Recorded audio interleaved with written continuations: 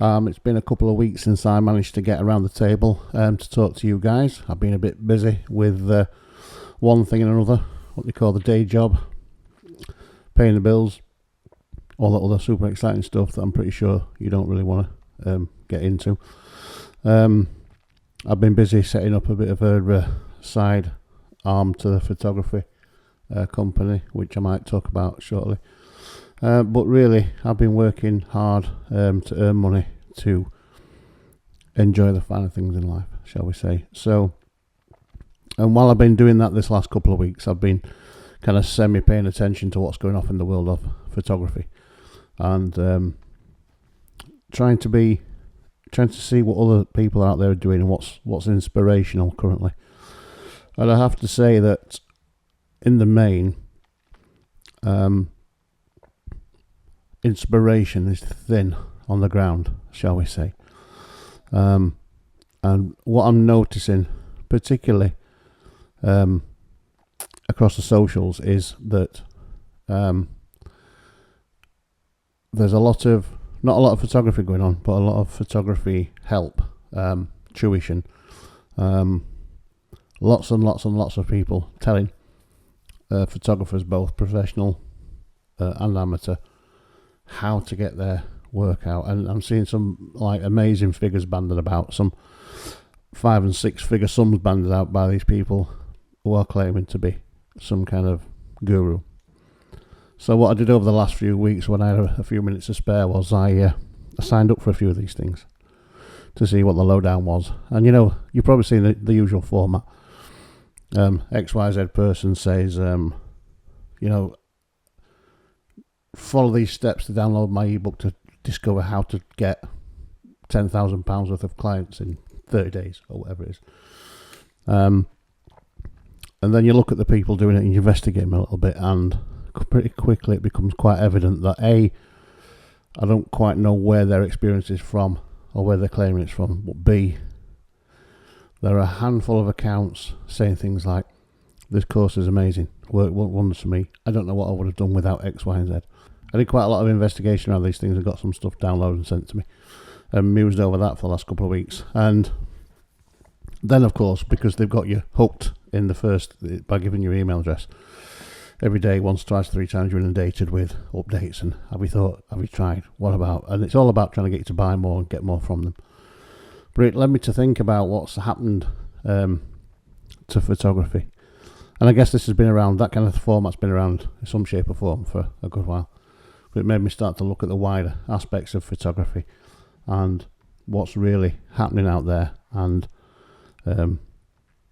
how quickly the demise of professional photography is kind of coming about. And I talked about this a little bit previously on, can't remember which episode it was, the one about artificial intelligence, maybe episode 3, 4 or 5, something like that. And what kind of rung true for me was I read a little write-up, I can't even remember what it was today, it might have been on, where was it, let me just tell you so I don't lie to you. I read a write-up today on Digital Camera World about Bruce Gilden explaining that it's going to be broke in a year, and talking about things like, photography fees haven't gone up in 25 years and all that. But when you pair that up with what's happening in AI and the amount of professional working photographers who aren't working photographers, they're actually digital marketers who are going on Facebook, Instagram, X, all those places, selling courses, selling long courses for not very much money, trying to do it in bulk, kind of confirms to me that the industry is in much dire state than what I thought it was. And I'm not just talking about kind of like the Bruce Gilden end of stuff, or the high-end fashion stuff, or the National Geographic stuff, or any of that stuff. I'm talking about it across all levels. Part of what I've been doing as a sideline to my own photography practice is looking at getting a family photography studio back up and running. I used to have one years ago, left that behind when I got more into fashion and stuff, and when I started teaching. But I'd like to bring that back a little bit, and I'll tell you why. Because I was investigating just in the town where I live, with Rotherham, South Yorkshire, a little small village town, 250,000 is population, which has been decimated on purpose by governments over the last 30 years. We're all following the World Economic Forum model of destroy. And the town itself used to have a handful of average to rubbish family photographies. And if you look on Google Maps, and it's probably the same for all areas now, there are a handful scattered around the area. But what I kind of noticed was there was people giving it away, and people, the named companies, selling not very much for massive money, and there was nothing in between.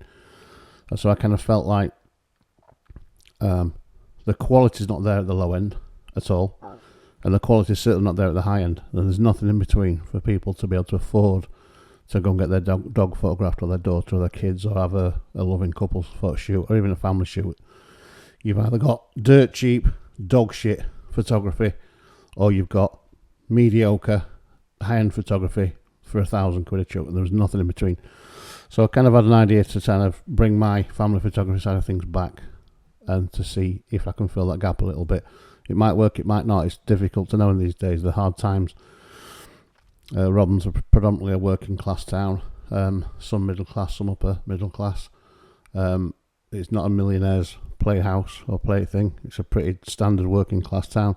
But I'm hopeful that kind of positioning of that company in there will help people kind of get some quality photography for decent money without having to lend it, loan it, break the bank, or spend a horrendous amounts of money getting mediocre to rubbish pictures. So it all kind of tied in for me. That I spoke about this again before on another podcast about photography's eating itself because we shot ourselves in the foot with our pricing and giving it away. Each to their own. I understand photographers are in dire straits. I understand it's difficult to make money. I do understand that. I really do. But I saw an advert on, I think it might have been Instagram this week, with a photographer giving away, I don't know, something like £30 for a pet shoot, and that includes, I think it was 15 digital images. So he's pricing his photographs has been worth £2 a picture, and his time's worth nothing. And I get it, people are skint, it's difficult for you to get work, I know that. But how are you ever going to come back from that? How are you ever going to come and earn good money for doing good pictures? And to be fair, the pictures looked alright. There were decent pet photos, they were interesting, some quirks, they were nice, there was nothing bad about it. But I failed to see how giving your work away at £2 a chuck and not charging anything for your time helps anybody, particularly yourself, because those clients are never going to give you £200 for a shoot, are they? So I've thought about all that when I'm pricing my new family photo stuff. I don't get too deep into that because it's not really what this podcast's about, but it just made me realise that, with the economy, with people's perceptions of photography being easy, with the onslaught of AI, which is being pushed out more and more and more and more. I mean, those god-awful adverts that you see with these professional photographers are, what did I do before Topaz AI? What did I do before this software fixed all my pictures for me? Well, I thought photographers used to take good pictures, didn't they? They didn't used to rely on anything to fix them for them. They used to understand shutter, ISO, all that stuff. And if the picture was shit, they wouldn't use it, they're going to shoot it again. But now the premise is on either don't worry about your shit pictures because AI can fix them, or don't even bother taking a picture because AI can make them.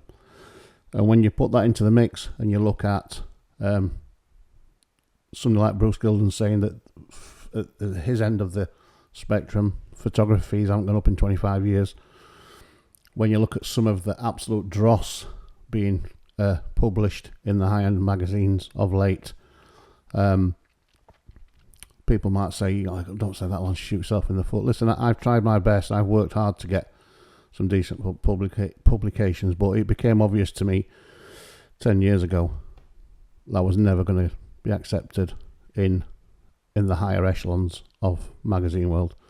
Face doesn't fit, opinions don't fit, and quite honestly, I couldn't do some of the stuff that would be expected to do and toe the line of what would be expected. So I'm not gonna, by saying that I think I was optimistic that Vogue magazine might have turned the corner but clearly looking at the latest stuff with Florence Pugh, it hasn't.